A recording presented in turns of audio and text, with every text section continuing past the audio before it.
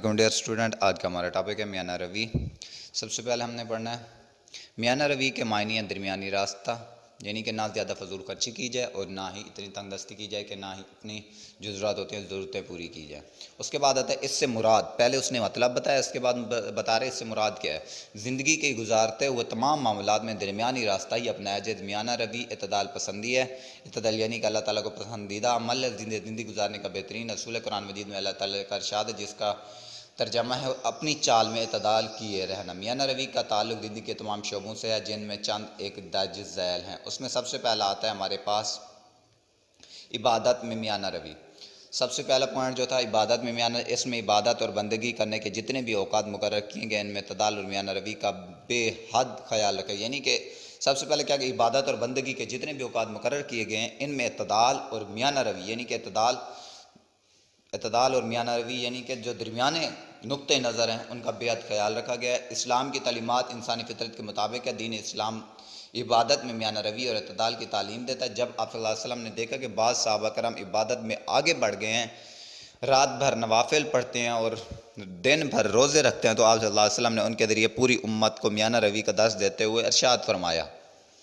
ارشاد میں کیا فرمایا گیا؟ سب سے پہلے نماز بھی پڑھو، آرام بھی کرو، نفلی روزہ بھی رکھو اور اس کے بعد کبھی چھوڑ بھی دو۔ تم پر تمہارے جسم اور بیوی بچوں کا بھی حق ہے۔ میں نفلی روزہ رکھتا ہوں اور چھوڑ بھی دیتا ہوں، میں تہجد بھی پڑھتا ہوں۔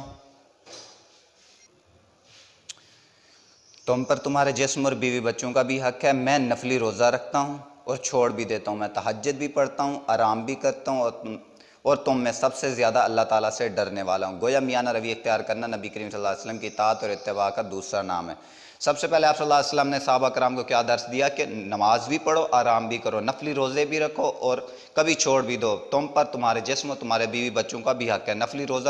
میں نفلی روزہ بھی رکھتا ہوں اور چھوڑ بھی دیتا ہوں، میں تہجد بھی پڑھتا ہوں، آرام بھی کرتا ہوں، میں تم سے زیادہ اللہ تعالیٰ سے ڈرنے والا ہوں۔ گویا میانہ روی یعنی کہ اللہ تعالیٰ آپ صلی اللہ علیہ وسلم نے بھی اپنے تمام صحابہ کرام اور اپنے یعنی کہ امت سے یہ کہہ دیا کہ میانہ روی اختیار کو۔ میانہ روی کا مطلب ہے نہ زیادہ فضول خرچی کرو اور نہ ہی زیادہ کنجوسی کرو، یعنی کہ درمیانے راستہ اختیار کرو۔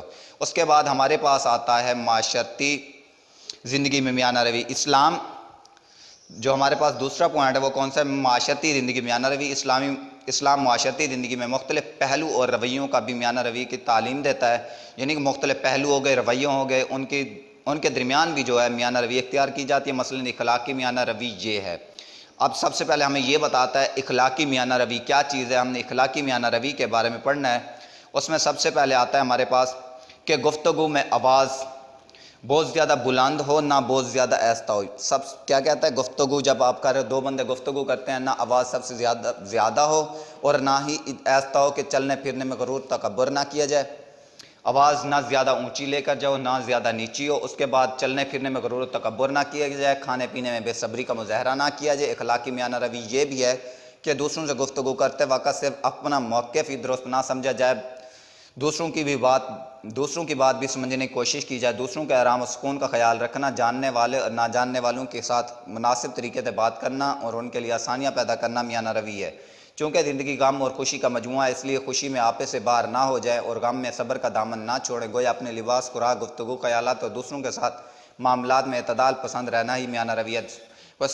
تیسرے پوائنٹ جو ہمارے پاس ہے وہ ہے معاشرتی زندگی میں میانہ روی۔ معاشی میانہ روی یہ ہے کہ نہ فضول خرچی کی جائے اور نہ ہی کنجوسی سے کام لیا جائے۔ اسلام نے معاشی مسائل کا حل میانہ روی اختیار کرنے میں تجویز کیا ہے۔ سخاوت اور فیاضی سے بہتر کوئی چیز نہیں۔ اللہ تعالیٰ نے اس عمل میں بھی اعتدال سے پرہیز کیا۔ اس کو اچھا نہیں سمجھا کہ دوسروں کو دیکھ کر تم خود اتنے محتاج بن جاؤ کہ بھیک مانگنے کی نوبت آ جائے۔ ارشاد باری تعالیٰ ہے جس کا ٹرانسلیشن ہے، ترجمہ ہے، اور اپنے ہاتھ کو نہ تو گردن سے بندھا کر لو اور نہ بالکل کھول دو، یہ ملامت زدہ اور درمندہ ہو کر بیٹھ جاؤ۔ یعنی کہ اس میں کیا کہتا ہے؟ اپنے ہاتھ کو اتنا نہ پھیلا دو کہ آگے چلے جائیں اور نہ اتنا ہی اپنی گردن کے ساتھ باندھ لو، بلکہ اعتدال یعنی کہ درمیانی راستہ اختیار کرو۔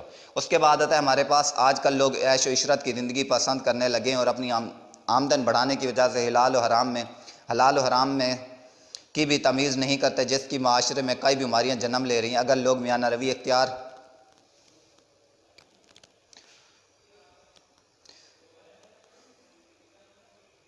اگر لوگ میانہ روی اختیار کریں اور اپنی جائز ضروریات کے علاوہ فضول کاموں میں بھی پیسہ ضائع نہ کریں تو بلا وجہ کی بے چینی کا خاتمہ ہو سکتا ہے۔ اللہ تعالیٰ کے نیک بندوں کا یہ صفت ہے کہ اعتدال سے کام لیتے ہیں۔ ارشاد باری تعالیٰ ہے جس کی ٹرانسلیشن ہے، اور وہ جب خرچ کرتے ہیں تو نہ بیجا اڑاتے ہیں اور نہ وہ تنگی کو کام میں لاتے ہیں، بلکہ اعتدال کے ساتھ ضرورت سے زیادہ نہ کم۔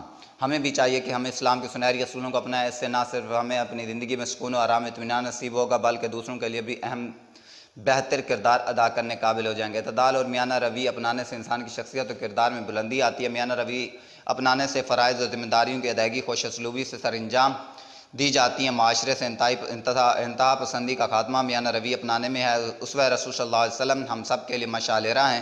آپ صلی اللہ علیہ وسلم کی اطاعت اور اتباع کر کے ہمیں زندگی کے حقیقی خوشیوں سے فائدہ اٹھایا جا سکتا ہے، کیونکہ آپ صلی اللہ علیہ وسلم نے ہر معاملے میں میانہ روی کو اپنا ہی اشعار بنا لیا۔ امید کرتا ہوں آپ کو یہ لیکچر سمجھ آیا ہوگا۔ اگلے لیکچر تک انتظار کیجیے۔ اللہ حافظ۔